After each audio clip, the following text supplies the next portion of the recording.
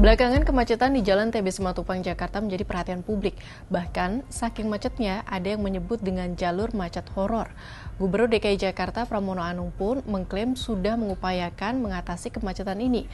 Sebenarnya, ada apa di Jalan TB Simatupang yang macetnya bikin heboh? Ada proyek strategis nasional PSN. Itu adalah proyek pemerintah pusat.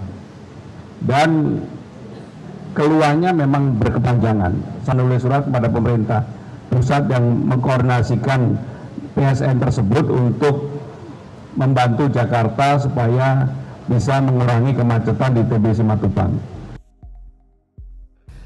Kepala Dinas Perhubungan DKI Jakarta Syafrin Liputo mengungkap beberapa proyek di sepanjang Jalan TB Simatupang pada Agustus 2025, yaitu pekerjaan peningkatan kapasitas pipanisasi air minum Perumda Pamjaya, mulai dari simpang Pasar Minggu sampai ke Ampera. Kemudian dari kawasan Ampera hingga SPBU Shell Fatmawati di Jalan Fatmawati Raya, terdapat pekerjaan Jakarta Sewage Development Project atau JSDP, atau pembangunan instalasi pengolahan air limbah yang dikerjakan Perumda Paljaya. Nggak cuma itu, galian sistem jaringan utilitas terpadu atau SJUT oleh Dinas Bina Marga juga ikut bikin lalu lintas di Jalan TB Simatupang ini tersendat. Kondisi ini diperparah bottleneck atau penyempitan ruas jalan akibat off-ramp tol Jor di kilometer 21 Jalan TB Simatupang. Terkait kemacetan horor di Jalan TB Simatupang ini, Gubernur Pramono mengklaim sudah melakukan instruksi teknis untuk mengurangi kemacetan.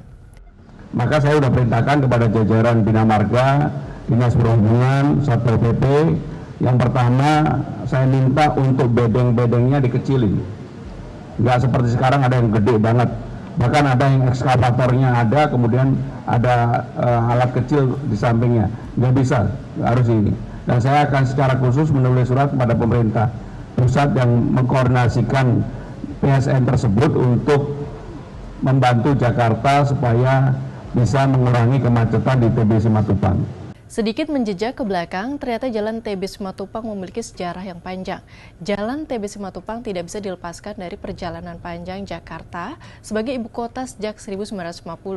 Jalan TB Simatupang dibuka sebagai bagian dari lingkar luar selatan yang menghubungkan Cilandak, Jagakarsa hingga Pondok Indah. Nama jalan ini diberikan untuk mengenang Letnan Jenderal Tahibonar Simatupang, tokoh militer yang pernah menjadi kepala staf angkatan perang pada awal 1950-an. Masuk dekade 1990-an, pembangunan jalan lingkar luar Jakarta atau JOR mulai mengubah posisi strategis jalan ini. TB Simatupang menjadi penghubung penting antara Jakarta dan Depok sekaligus pintu masuk ke kawasan perumahan elit Pondok Indah.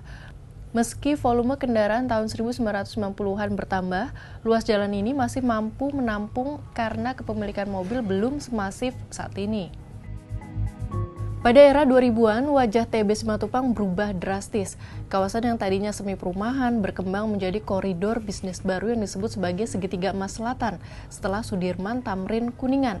Perusahaan minyak, bank, teknologi, dan industri kreatif mulai membangun kantor modern di sepanjang jalur ini.